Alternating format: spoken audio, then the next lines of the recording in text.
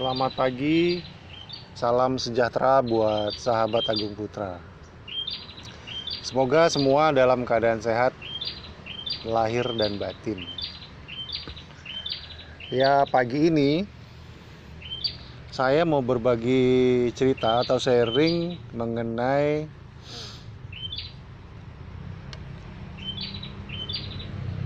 cincin blue sapphire saya yang sudah hilang 6 tahun lalu.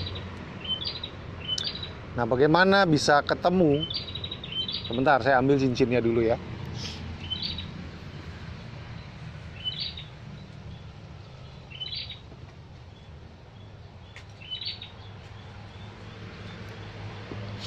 Nah, ini buat sahabat pecinta akik dimanapun berada. Saya mau sharing buat kalian semua.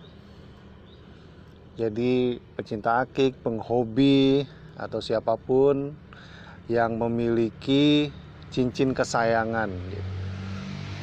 Jadi cincin ini adalah peninggalan dari almarhum nenek saya yang dulunya waktu saya SMA, beliau memberikan cincin ini untuk saya gunakan setiap harinya, untuk saya pakai. Sekarang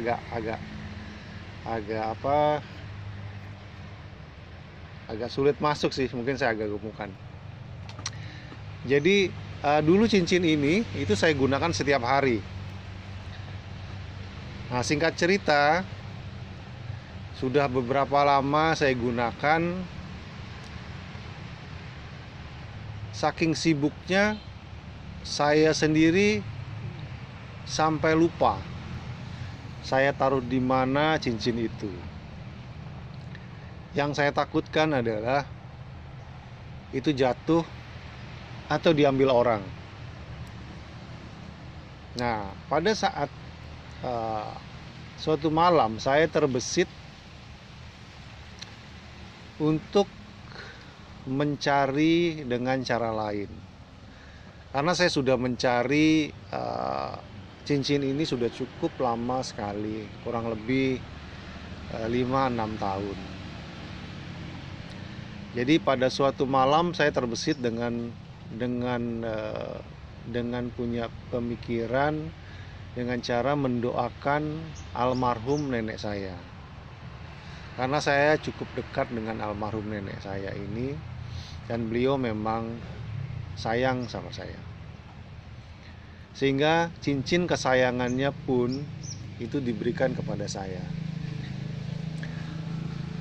Pada suatu malam saya berdoa kepada beliau. Setelah saya berdoa, saya berkata, semoga cincin kesayangan almarhum nenek itu bisa kembali kepada saya, walaupun caranya apakah orang lain yang menemukan dan datang kepada saya dengan cara dia menjual atau dengan cara apapun itu. Jika memang cincin ini berjodoh kepada saya mohon untuk dikembalikan kepada saya. Saya juga meminta maaf kepada beliau dengan kelalaian saya di dalam merawat dan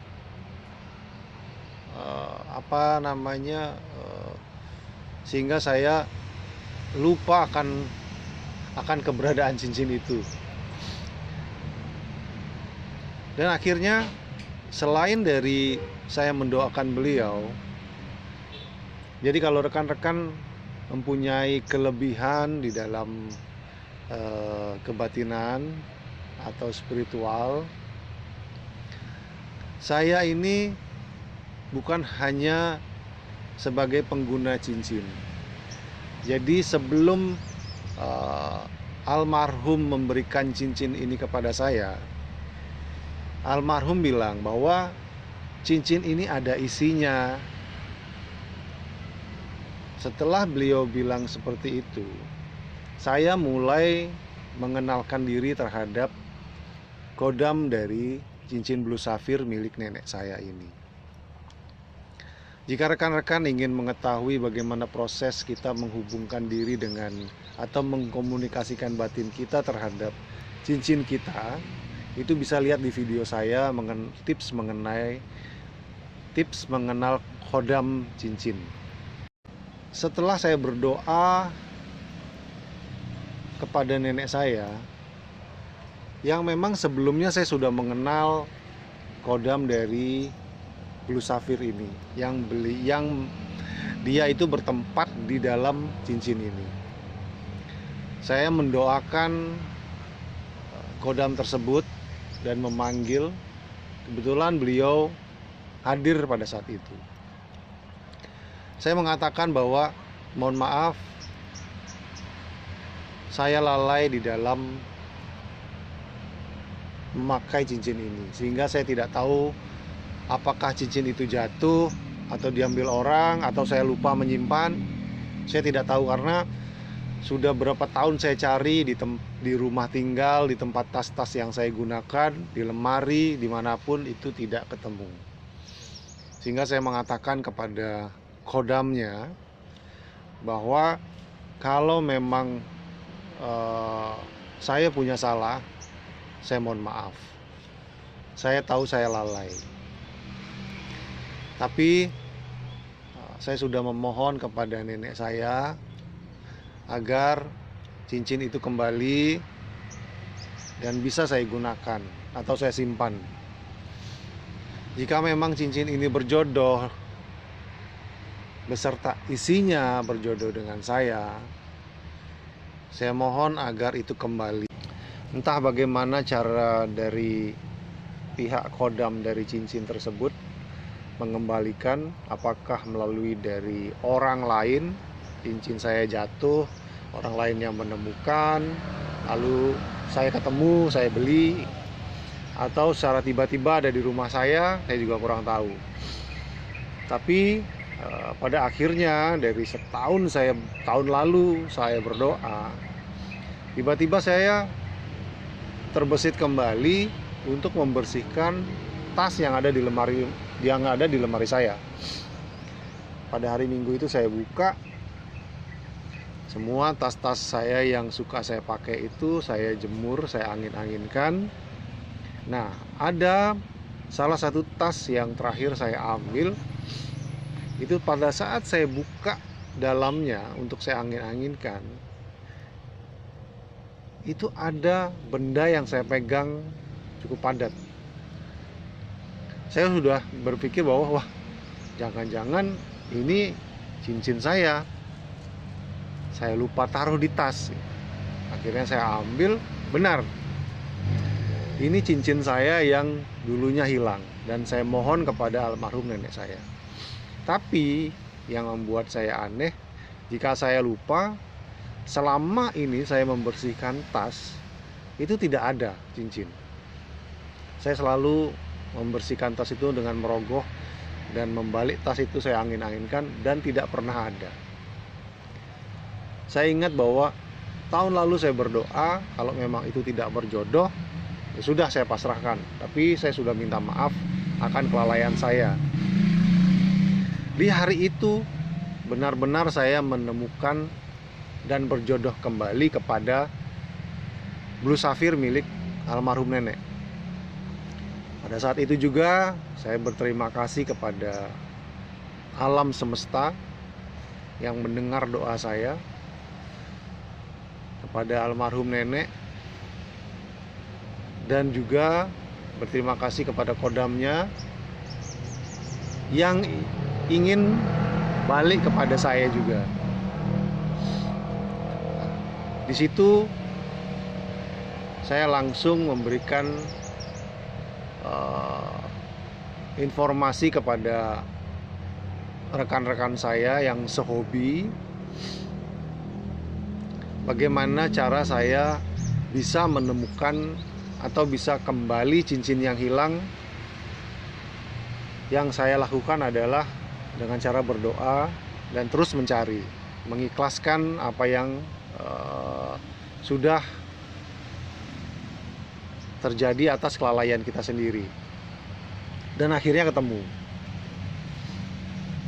Pada saat itu juga saya informasi kepada teman-teman, salah satu teman saya datang main ke rumah.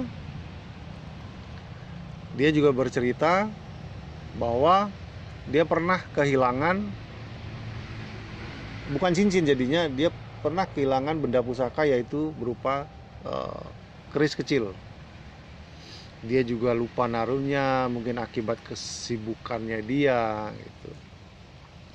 Entah dia tidak berpikir ada yang mengambil atau jatuh pada saat dia bawa, tiba-tiba hilang begitu saja. Nah, di suatu hari dia juga berdoa seperti saya, tapi dengan doa itu tidak serta-merta langsung ada, tidak. Dia agak lebih cepat dari saya. Dia sebelum setahun dia sudah dapat gitu. Akhirnya dia dapatnya itu adalah pada saat ada pertemuan penghobi pusaka. Nah, di sana dia lihat bahwa itu pusaka saya yang hilang. Dia tidak bilang kepada salah satu penghobi atau semua penghobi yang di sana bahwa ini pusaka saya yang hilang, tidak.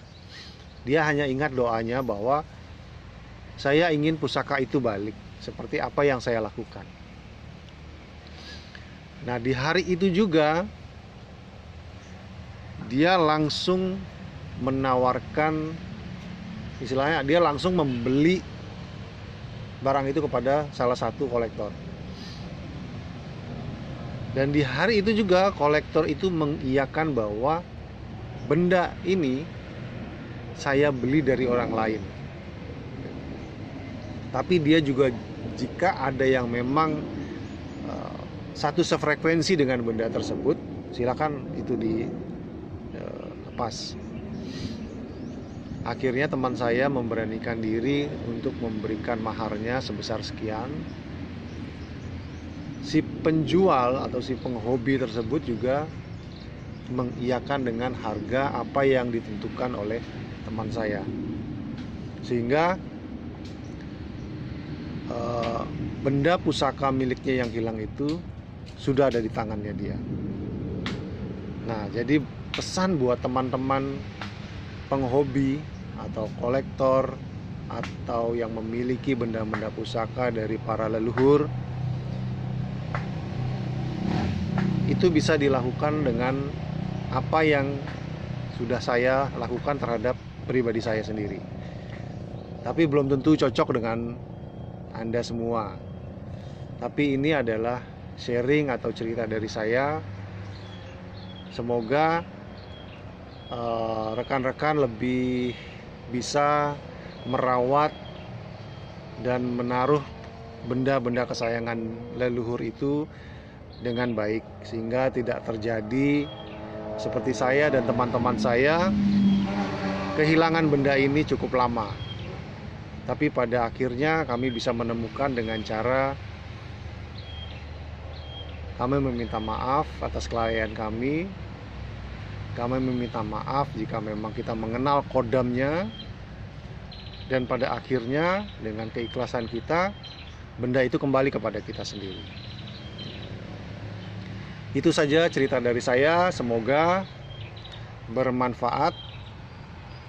Dan semoga rekan-rekan bisa merawat benda-benda pusaka, baik itu cincin, baik itu keris, dan apapun milik pribadi ataupun leluhur. Salam dari saya. Jangan lupa like dan subscribe. Semoga semua dalam keadaan sehat. Sampai jumpa di video berikutnya.